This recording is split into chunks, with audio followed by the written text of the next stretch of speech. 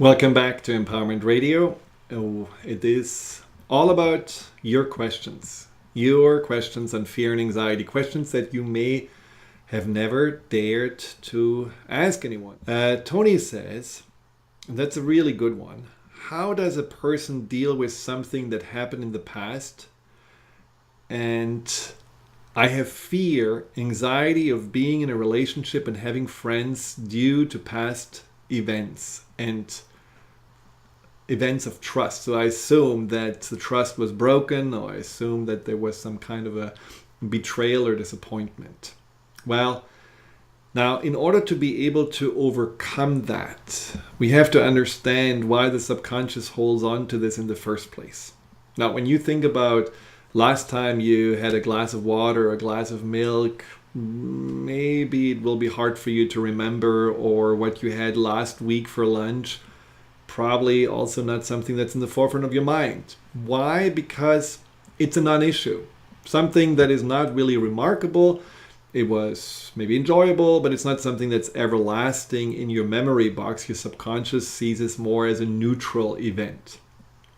Now, something which is again triggering this sense of I need to protect you is of course betrayal. Disappointment, someone letting you down, someone stabbing you in the back.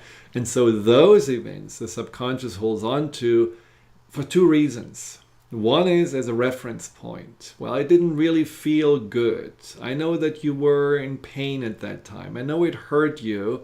So we're just going to put a little anxiety flag into this memory so that you're always going to remember it. And if something similar should happen again, or if you can smell already people as not being trustworthy, run or attack them, or just, don't interact with them.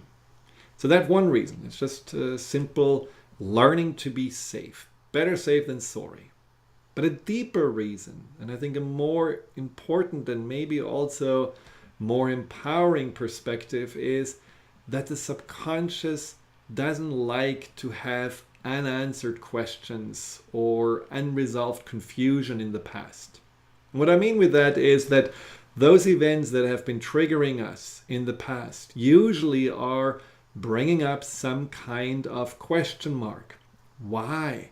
Why did these people do this? Did I do something wrong? Was it something that I said, or was it something that I am that makes them treat me like this? Or why did I pick these people in the first place? And is there a God? Who knows? There may be a lot of questions that you may have been asking yourself at that time and never really found any answers for. So when you see this more as, oh, this is not really cleaned up because my subconscious still pulls me back, my subconscious still repeats the same pattern of maybe keeping myself closed down or avoiding any, maybe deeper connections with others because I don't really trust them, then it's time for you to go back. And it's time for you to go back not just intellectually and maybe think about it and then tell yourself, oh, it's not a big deal or anything like that. It's time to go back with your subconscious mind. And this is where the pattern resolution process or timeline therapy are so incredibly powerful and effective, because they can really help you to resolve not only the one event that you may be thinking of, but all the other events that may fall into the same theme, into the same pattern, that may have caused you anguish so many times. When you use this technique, which is literally helping you to connect with your subconscious mind while you are awake, you're not asleep, you're not zonked out. When you go there and go back into this memory, and you're able to see everything from a much more, let's say, higher and more learning-oriented perspective, you can literally see more clearly what happened, what are the open questions, what do I need to learn from this, what do I need to tell that younger self in these events, what can I now do to forgive and release those people in the events. There is a whole series of steps you can go through, and you can then teach your subconscious mind that it's resolved. You got it, you picked up the learnings, the flag of anxiety can be removed, the ripple effect can go through your whole memory until now, and you feel relieved. And that is the fascinating part of working with the subconscious mind, that you do actually have the power to change your past. The past is absolutely flexible. It has nothing to do with being written in stone, which we know is true, because when you're speaking to your sibling and you're having some kind of a memory and you're saying, hey, do you remember when we were by the lake and that bear came out of the bushes? And your brother says, no, it wasn't a bear, it was a big dog. And, you go arguing back and forth. And then, at some point you just agree to disagree that you have a different past.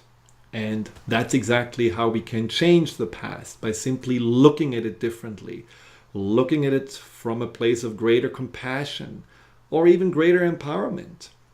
I can tell you a lot of people that have been feeling small, abused, insecure, not good enough, because they have been mistreated. They have been maybe also made feel wronged, or they may have been pushed aside or bullied.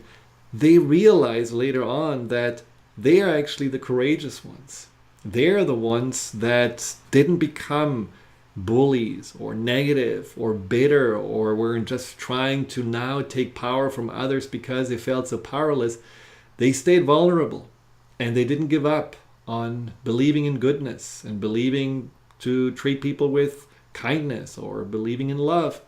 And that ability to keep the heart open, that ability to just allow yourself to not venture off into the negativity that you were actually victimized by, but much more going forward and saying, no, I know how much it hurts and I don't want to inflict that pain on someone else. That takes courage. That takes strength. And that is formidable, because it really shows that your goodness, who you really are, has prevailed. And so many people have just a whole new perspective on their childhood and how they were going through the childhood and how brave they actually were and how they were in so many ways outgrowing the people around them, because they were more able to stick with what they knew is good and not forget about that. So maybe this helps you too, Tony, to think about the past in different terms, not yourself as a victim, but more seeing yourself as someone who has prevailed. And now when you go, for example, through the pattern resolution process, you may be able to have more also compassion for those that hurt you. Now, how do you get to the pattern resolution process? Well, of course, it's something I do in individual sessions all the time with clients. You can also read the instructions to it in the book, The Fear and Anxiety Solution. And you can download a free version. It's an abbreviated version on the website, thefearandanxietysolution.com, under empowerment tools. And there's like guided meditations or guided practices. There is a CD set for purchase. It's a 4 CD set where all the practices of the Fear and Anxiety Solution are contained in it, and you will be led through it. I'll lead you through it. Now, the nice thing about a CD set and having the full version is that you don't have to read the book. You can actually just go through it, and you don't have to memorize the steps. You can just delve right into it. So that's something also I highly recommend. You can get all of this at thefearandanxietysolution.com or Amazon or any major outlets. Now, after this plugin, another question. And that question is, let me get to it. That was, good one. Lisa, how do I address my fear of global warming and Donald Trump? How do I counterbalance negative thoughts concerning something that I believe to be true rather than an irrational fear? In the Fear and Anxiety Solution, I talk about the counterbalancing and the importance of counterbalancing. Now, counterbalancing is when you have a negative thought, you ask yourself the question, is that really true?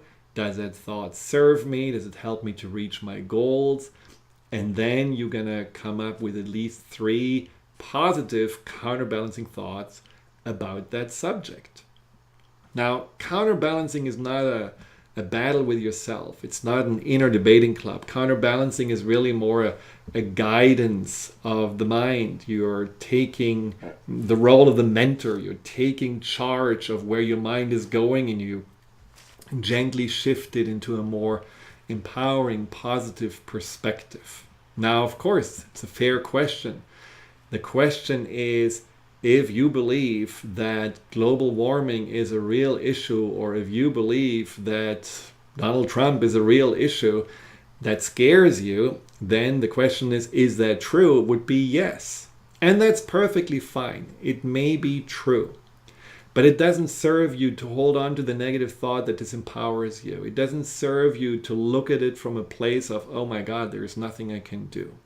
So when you counterbalance, keep in mind that the source of anxiety, especially that powerless feeling, can be the equivalent of a child inside of you, can be equivalent of a mind inside of you that just stares at the problems and feels frozen by just their sheer size and doesn't really have any idea what to do with it because it's totally overwhelmed with emotions. Now, if you imagine the anxiety as such an aspect of you, and you imagine these thoughts come from such an aspect of you, well, of course, you want to then not only say smart arguments, but you want to also convey compassion and kindness and support. You want to really talk to that part of you from your heart.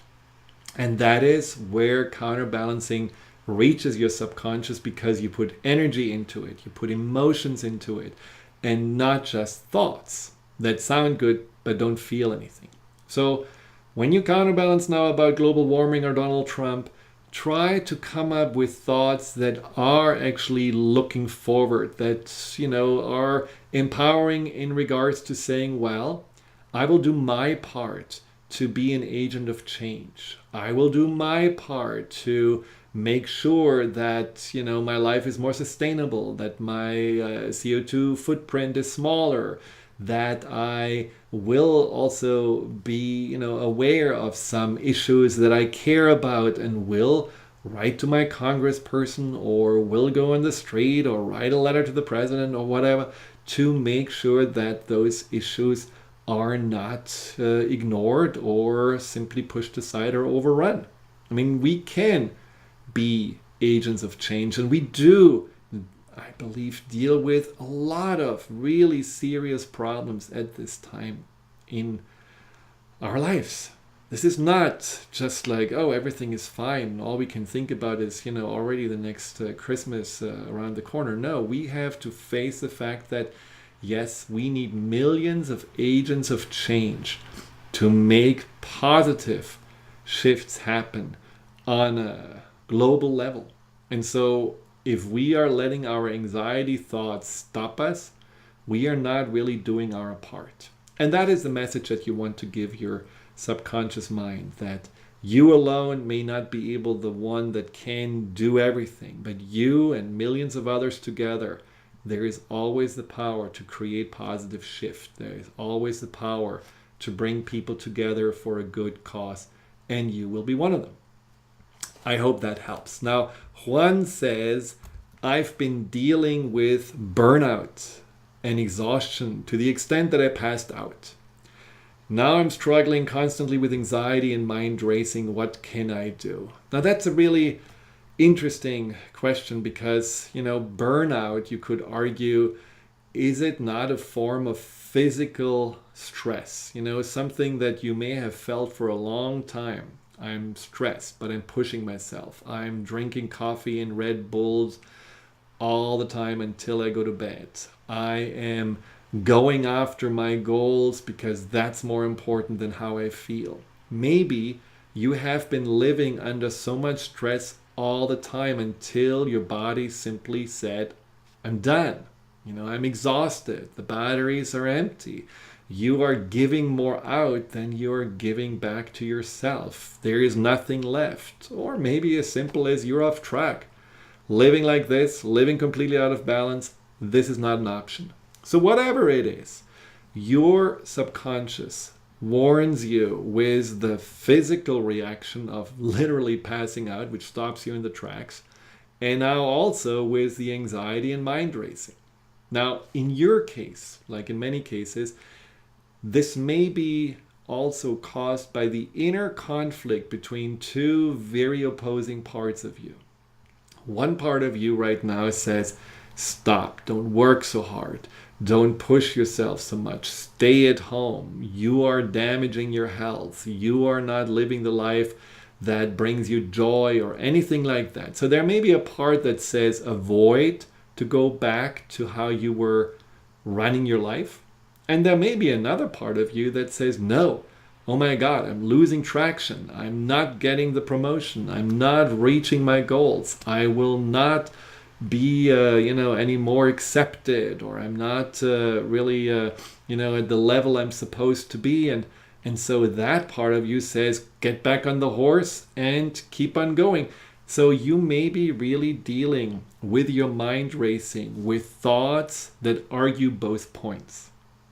And you have to find a way to bring peace to yourself. You have to find a way to discuss with these inner parts. One being your, maybe, your protector who says, I'm your bodyguard. I'm going to make sure that you don't harm yourself. And the other one is your slave driver.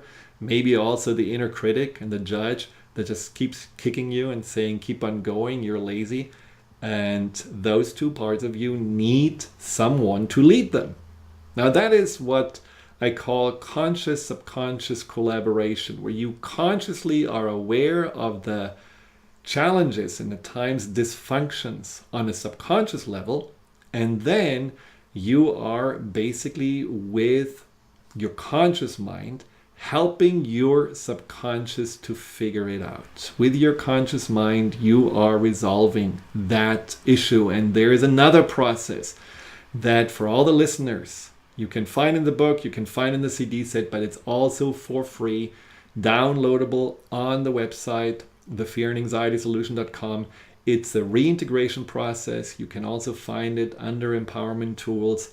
It's a fabulous process because it really makes you understand who is causing trouble here, who is maybe at the source of my self-sabotaging patterns, who is the face of my anxiety. And if you see those two parts of you, just like, pulling into opposite directions, and you go through the steps and you understand that they are not that different and they actually want the same for you, then you can also find that both of those parts of you have more to offer than they did in the past. And this is something really, really fascinating. Often I hear people saying that after overcoming and resolving anxiety, they feel more empowered. They feel more loving themselves. They feel more connected to themselves. And they feel they have access to their true potential. And this is part of it. If you are understanding, for example, your inner conflict, and you can see that each part has more potential to offer, that is why anxiety and fear are ultimately a sign of untapped potential that is ready for you to be unleashed. So thank you for that question. Now, another question was, can I die from a panic attack? Now, haven't we all who had panic attacks felt exactly the same ways? I mean, how many people go into the hospital with panic attacks thinking they have a heart attack? Because it feels like it. You breathe fast, your chest is tight, your heart is pounding, you're thinking you're going to pass out. Now, then the doctor says, oh, everything is fine. You just had a panic attack. It's almost like an insult, right? You almost feel like, oh, you don't take me serious. Now you're making fun of me. But it's good news, right? Because who wants to have a heart attack just to be right?